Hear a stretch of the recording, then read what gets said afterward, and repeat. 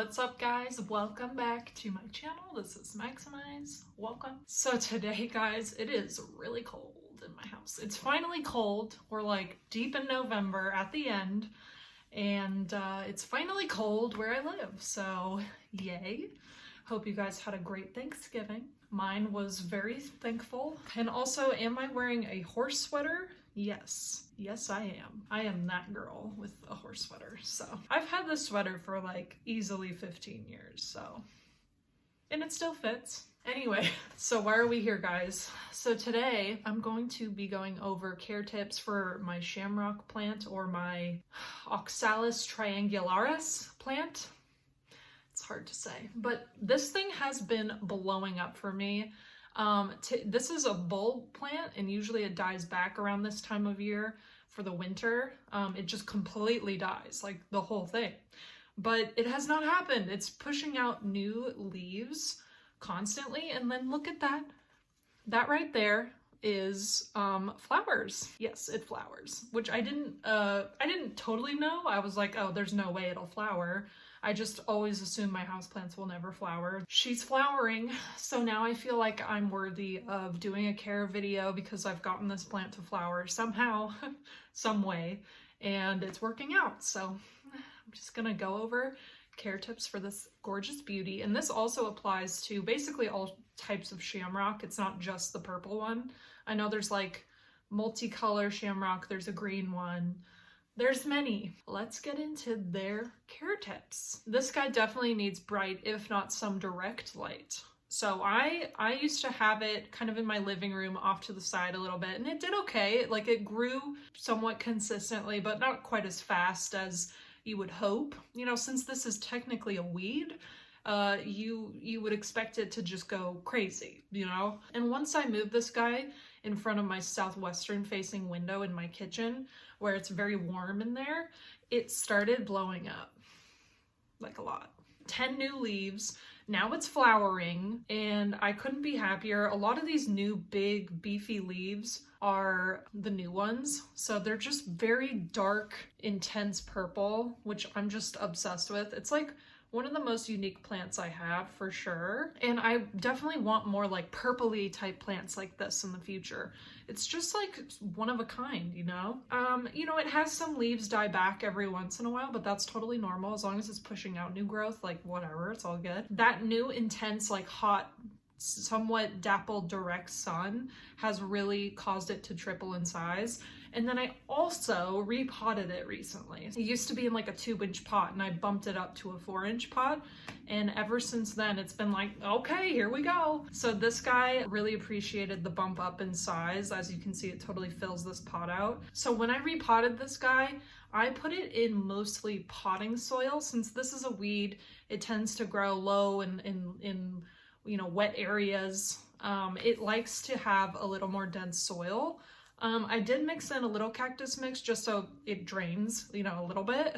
For the most part, it's in pure potting soil. And you really don't have to fertilize this plant that much because it's used to growing in conditions that aren't ideal for a lot of other plants, and they make it happen no matter what. So you don't really need to provide that much fertilizer for this guy, just like majority potting soil. But other than that, it's a pretty easygoing plant. I'm kind of shocked at how easy this plant has really been since I got it. Because I was worried, because it's so unique and frilly and fragile looking, I was like, ooh, this one's not gonna.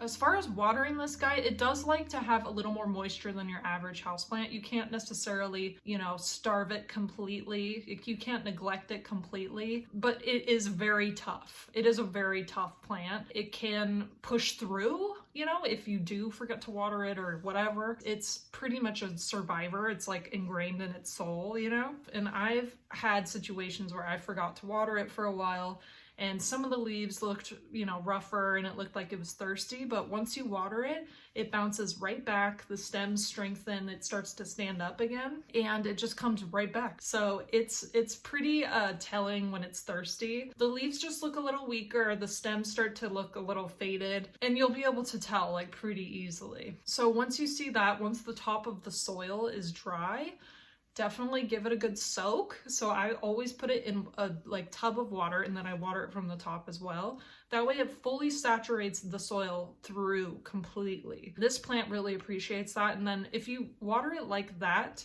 from the top and the bottom, you won't have to water it nearly as much, like maybe every 3 weeks or so. It is normal for this plant to die back completely, like with nothing.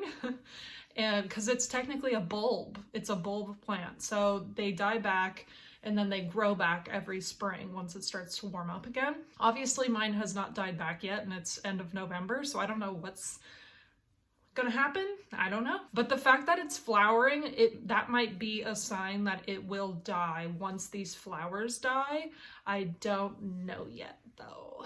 I'm assuming, let's just assume that it'll die back completely once this flowering situation is over. So it'll die back, I'll cut it back completely, let it rest, do not mess with it whatsoever, leave the bulb where it is. And then once it starts to heat up again in like March or so, March, April-ish, then it should start sprouting more gorgeous little leaves like this. Don't give up hope if it starts to die completely. Don't lose hope, don't mess with the bulb. Let it rest. Even you could just put it somewhere, you know, just put it in a cabinet somewhere else for a while. Give it a minute, like months, give it a few months. She will come back. This kind of plant's like magic. It's like a phoenix. It rises again from the dead. I don't know. It's pretty cool. Like, I wish I could do that. I wish I could just die off for 3 months and then come back. That sounds a little more depressing than I wanted it to. You know what I mean. All right, so that's it, guys, for the most part. I mean, that's what I've been doing to care for my shamrock. It's been thriving. So just follow all those tips and do your best and don't stop believing. If it dies back completely, that's normal, so don't worry about it. It'll come back in a few months. Just wait it out and be patient. That is key for a lot of houseplant situations. Patience is key. I hope this video was helpful, guys. Please subscribe if you haven't. Please like, please comment, and let me know what you want to see. And please turn on that notification bell so you know every time I post. And I will see you guys in the next one. Bye!